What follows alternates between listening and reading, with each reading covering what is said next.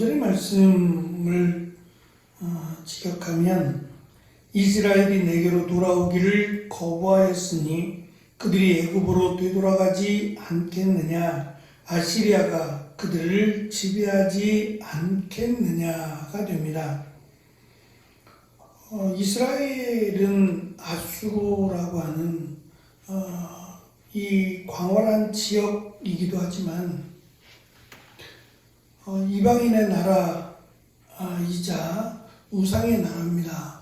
그런데 그 나라를 의지하고 그들이 힘들고 어려울 때, 주변 국가들로부터 어려움을 겪을 때 그들은 애굽이라는 나라와 아수르라고 하는 나라의 도움을 청합니다.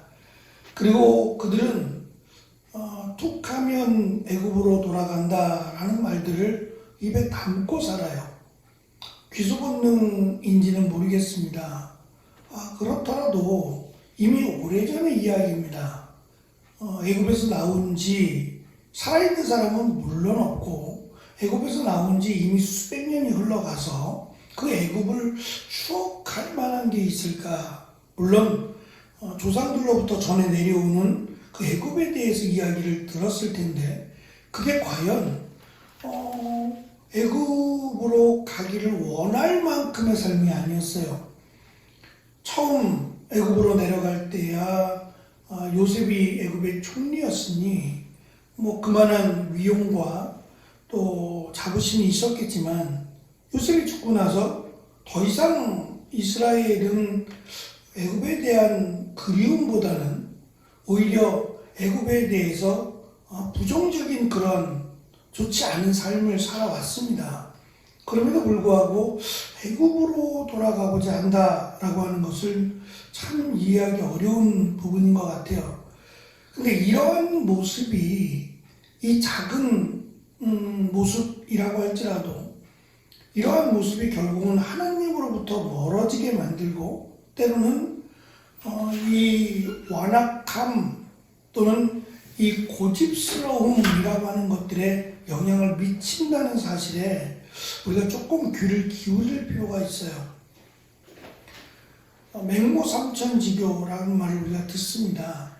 맹자의 어머니가 자식을 교육하기 위해서 장소를 옮겨 다닌 거죠. 처음부터 그랬던 건 아닙니다. 뭐 시장 주변에서도 살았는데 그 영향을 받더라는 거죠. 아이가 아무래도 고스란히 그 영향을 받더라. 그래서 아이를 위해서, 자신을 위해서가 아니라 아이의 교육을 위해서 이사를 간다라는 내용의 이야기입니다. 어제 뉴스를 보면서 이제 의대 정원 수를 늘리기로 결정을 해서 약 1,900명 가까이를 늘린답니다. 48개 대학 중에서 27개 대학이 이제 여기에 참여하게 되는데 서울권에 있는 대학뿐만 아니라 지방에 있는 국립대를 중심으로 해서 지방에 있는 대학들이 이제 의대 정원을 갑자기 늘리게 되는 거예요. 그러자 이제 가장 발 빠른 사람들이 어머니들이에요. 부모님들입니다. 부모님들이 학교에 전화를 해서 이사 가면 되느냐. 그러니까 아이들이 서울권에서는 아무래도 의대에 진학하기가 어렵잖아요. 그러니까 지방으로 가겠다는 겁니다. 지방의 의대로 들어가기 위해서 이제 주소지를 옮기면 끝날 문제가 아니라 언제까지라고 하는 기한도 있고 또 거기서 의대를 졸업하면 또 서울로 돌아오기도 어려운 상황이에요.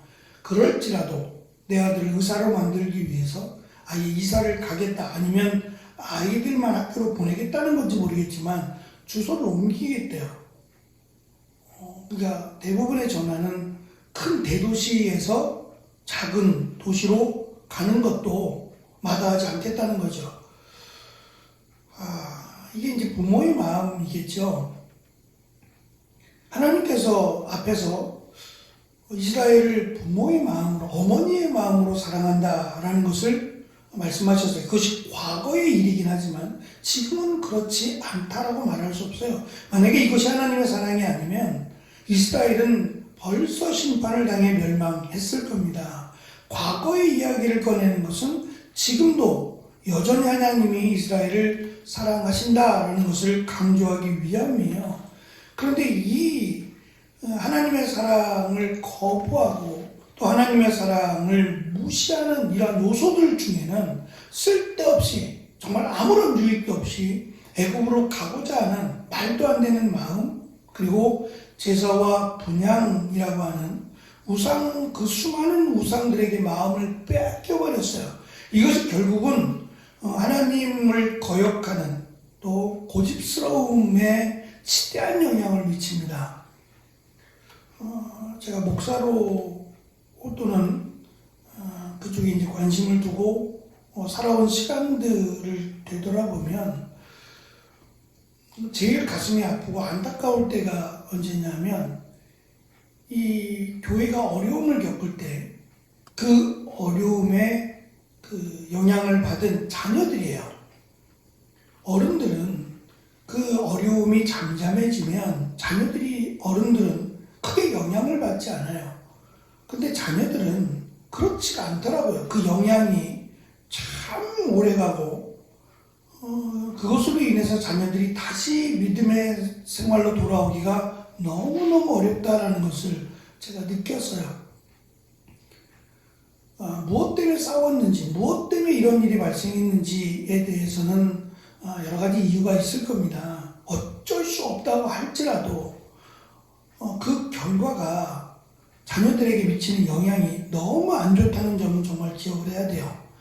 그러니까 자녀들을 위해서, 자녀들의 믿음을 위해서라도 교회는 건강해야 되고 또 자녀들이 순수한 이게 섞여버리지 않는 그러한 믿음에서 자랄 수 있도록 그 노력을 부모들인 우리가 해야 된다라고 하는 점도 기억해야 돼요. 그러니까 자녀들의 믿음을 위해서 이사를 가는 부모도 있는데 자녀들의 믿음을 위해서 교회가 건강하고 교회가 하나님 앞에 온전하게 세워지는 것만큼 중요한 게 없어요. 한국 교회에는 이 자꾸 부흥에 목매달고 교회가 커지는 것에 목숨을 걸었어요. 근데 교회가 커지면 자녀들의 믿음이 자라냐고요. 왜 그걸 놓쳐버리죠? 교회가 커지면 자녀들의 믿음이 자라는 게 아니에요. 대인관계만 넓어질 뿐이지, 그리고 활동 영역이 커질 뿐이지. 제가 전에 있을 때 처음으로 이제 이 태국이라고 하는 나라를 가게 됐어요. 그것이 이제 청년들이 태국 선교라고 해서 청년들이 어느 학교, 우돈타니 지역에 있는 학교와 자매 결연을 맺었어요. 교회가. 학교에서는 반대할 이유가 없어요. 자매 결연을 맺으면 매달 얼마씩 그 학교를 위한 후원금도 가고 또 1년에 한 차례씩 여름에 가서 아이들을 며칠 동안 3일 정도나 4일 정도를 아이들에게 노래도 가르쳐주고 또 같이 선생님들이 과외하듯이 가서 그림도 그려주고 같이 놀아주고 이런 활동을 같이 해주는 거예요. 그러니까 특별히 문제가 있지 않으면, 잘못된 것을 가르치지 않으면, 그래서 학교에서 한 가지 전제 조건을 걸었어요. 그것은 이 예수님을 전하면 안 된다 라고 하는 전제 조건을 걸었어요. 그러니까 대놓고 복음을 전하는 건 안 된다는 거예요. 그것은 학교가 아무래도 중립적인 입장을 취해야 되니까 대놓고 아이들에게 복음을 전하는 건 안 된다라고 해놨어요. 근데 사실은 가서 복음송가를 가르쳐요. 찬양을 가르친다 그러죠. 그러니까 세상적인 노래, 우리나라에 유행하는 그런 노래들을 가르쳐주는 게 아니라 찬양들을 가르쳐주고 워십을 가르쳐줘요. 그것들을 또 굉장히 좋아하거든요.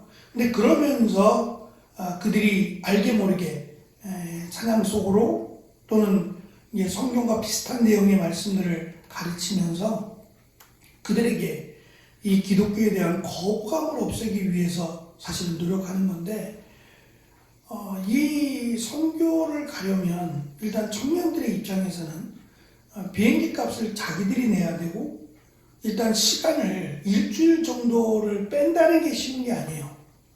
직장 다니는 청년들은 휴가를 일주일씩 쓸 수 없어요. 연차나 월차를 끌어와야 되는 거고 그 다음에 휴가는 없어요.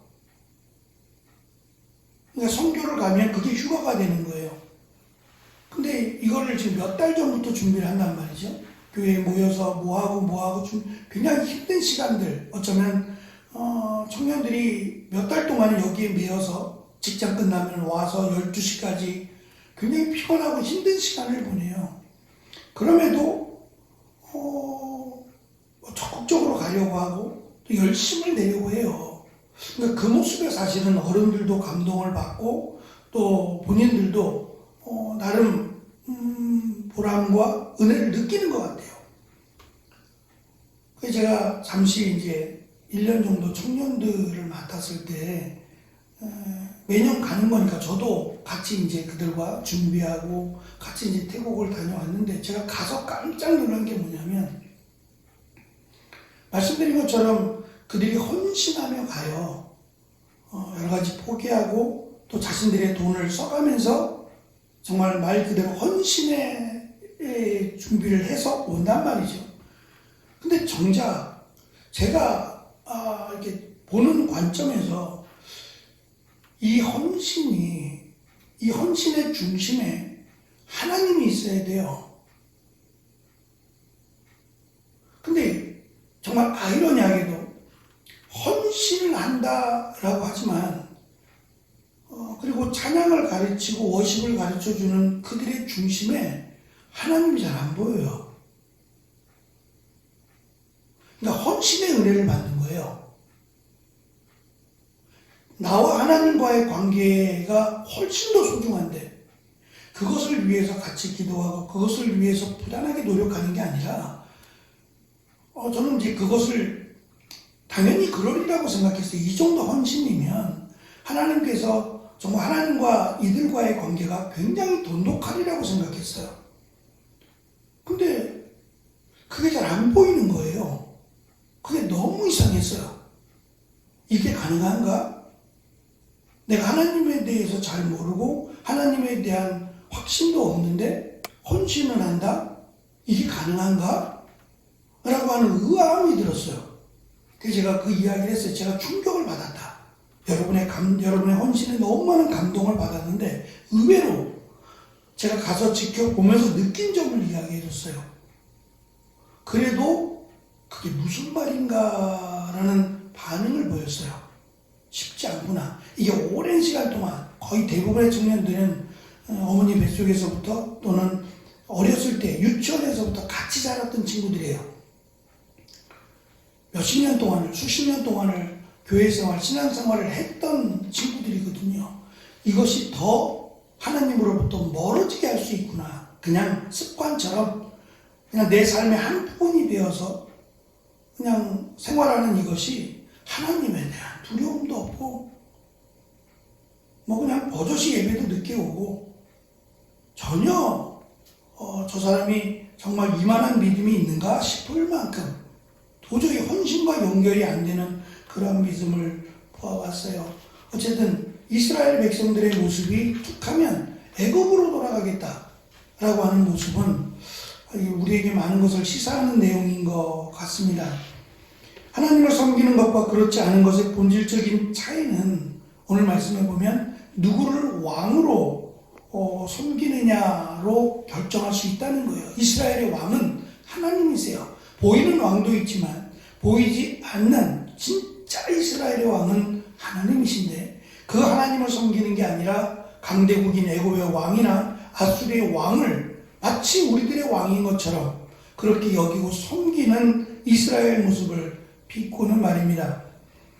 이로 인해서 칼로 상징되는 전쟁과 재앙이 온 성읍을 휘감을 것이다 라고 선언합니다. 이스라엘은 온갖 계책을 꾸미지만 자신들에게 임하는 하나님의 심판, 재앙은 피할 수 없습니다. 6절의 전반부를 직역하면 전쟁이 이스라엘 성읍을 휩쓸고 지나갈 때에 성문 빗장이 부서질 것이다 인데 이 빗장으로 번역된 단어가 두 가지 의미가 있어요. 히브리어는 이때 자음만으로 썼다 그랬어요.